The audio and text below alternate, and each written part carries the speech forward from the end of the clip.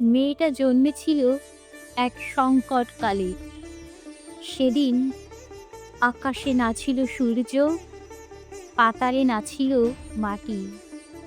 মাঝে বাতাসটা শুধু ধুঁকছিলে বিষণ্ণতায় একাকী। জানালার ওপাশে বাঁকা চোখের ভিড়, তবুও তার অক্ষত শৈশবে পদার্পণ। জেদটা তখনই তার সঙ্গী। এই জেদ অজানাকে জানার, অচেনাকে চেনার। তাই জেদের কাছে ছেদও ছিল অসহায়। এভাবে কয়েকটি বসন্ত পার। নিজের অজান্তেই সে আজ আলোর পথের দিশারি।